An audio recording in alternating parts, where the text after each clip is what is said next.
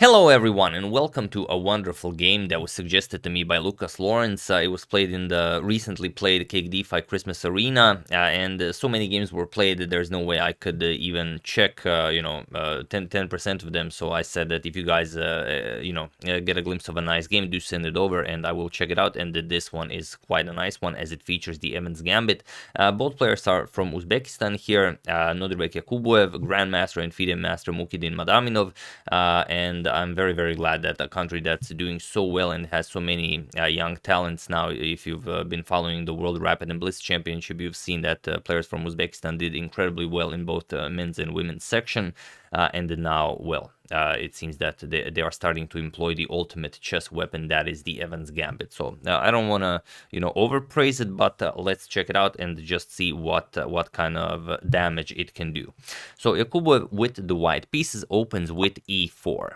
We have e5, knight to f3, knight to c6, and bishop to c4. Of course, the Italian game is on the board. We have bishop to c5, the Gioco piano, and now white employs the Evans Gambit. We have b4. Challenging the bishop, and now the gambit is accepted. Bishop captures on b4, we have c3, and bishop to a5. So there are many retreats possible, and I've covered this in my short tutorial. If you guys are interested, do check it out. It will be the first link in the description below. White continues with the d4, we have e captures on d4, and now white castles, offering the c3 pawn as well, but that would be a little bit tricky to go for. So here, knight g to e7. You could go for example, knight to f6, but then you're risking e5, and that's maybe too sharp for such a short format game. d3 also very popular, but here we have knight g to e7. This is the main move, and you just want to castle to safety as soon as possible. So c captures on d4.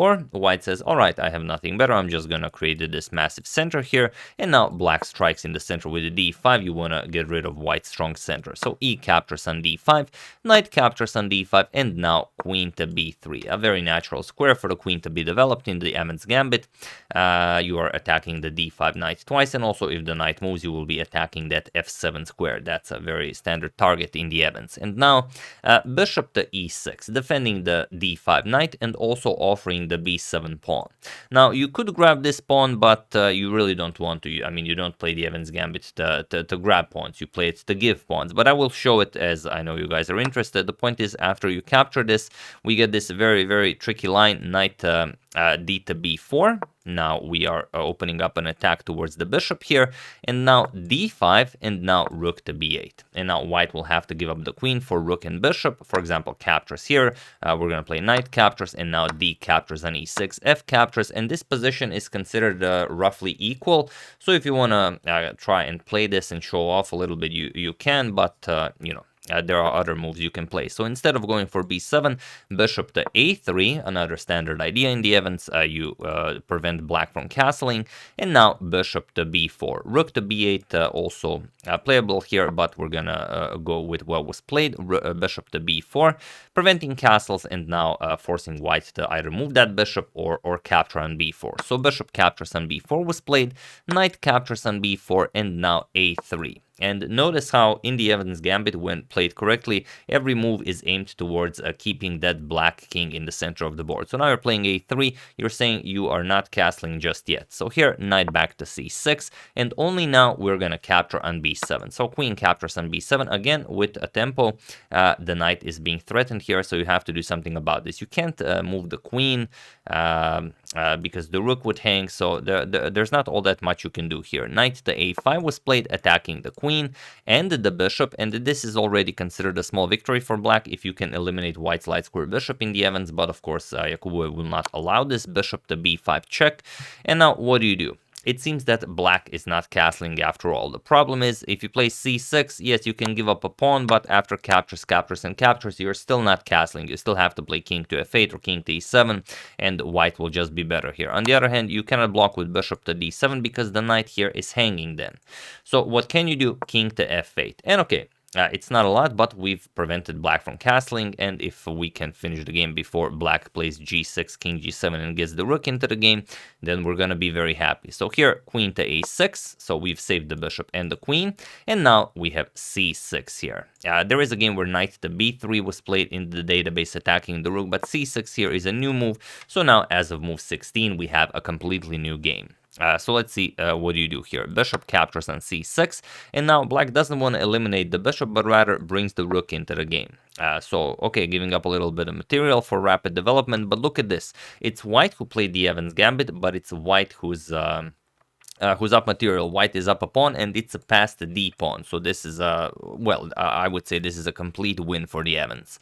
So bishop captures on d5, queen captures on d5 now. Okay, you're keeping an eye on that knight here, and now knight b to d2. You're continuing development, and you are still up material. And now it's hard for black to figure out what to do here. Probably g6, king g7, and continuing with this idea is best, but still white is just up a pawn and in a better position.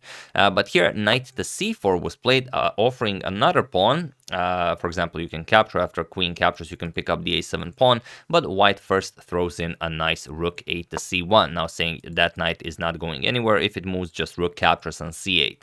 So here we have g6. Now black has nothing better. He has to go for king g7, and now knight captures on c4. We have rook captures on c4, rook captures, queen captures, and now queen captures on a7. So as you can see, white didn't do all that much. Nothing spectacular was played here, but it's just that the Evans Gambit is such a good opening. You know, you give up a few pawns in the beginning, and now you're up 2 pawns. So that's how it is. So here, king to g7. Black wants to bring the rook into the game. Now comes queen to c5. Now white is saying, okay, I'm up 2 pawns. Let's trade queens and let's go for the end game. So black, of course, doesn't want to do this. We have a queen to d3, and now queen to e5 with check, forcing the black king back. If you go here, you're going to lose the rook, so not much point in trying anything like that. So king g8, and now rook to c1. And okay, for the moment, the c8 square is covered by the bishop, but this rook is being lifted at some point, and it's not going to be easy for black to defend this. Here, black played h6, and here, black allowed white a spectacular winning idea. So feel free to pause the video here and try to find a crushing move for white while I give you a couple of seconds.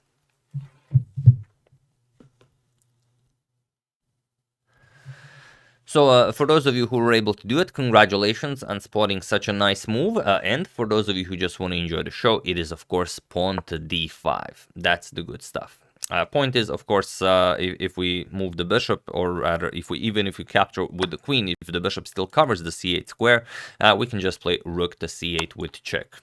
And now the king has nowhere to go. If you move the king to h7, you're getting checkmated. That's it. We can even show this. Rook here, and now queen or rook captures will be checkmate. So you're going to have to capture the rook, and now queen captures. It just wins the queen on the spot. So that's the nice thing about d5, is that it cannot be captured.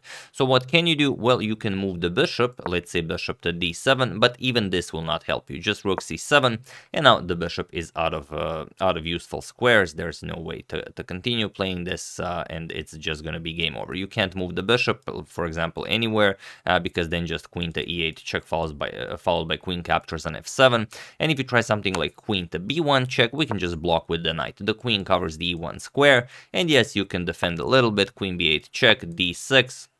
Where is the bishop going? There is no square for the bishop, so queen e8, we try to defend it while offering a queen trade, but it just captures with check, captures, and now this wins the game. So that's how you win it. However, as I said, this was a bullet game, so d5 was missed. In the game, h4 was played. White wants to create some weaknesses and attack the black king. King to h7, finally black will get his rook into the game, and now h5. We have rook to a8, and now h captures on g6. We have queen captures on g6, and now queen back to e3, just defending the a3 pawn.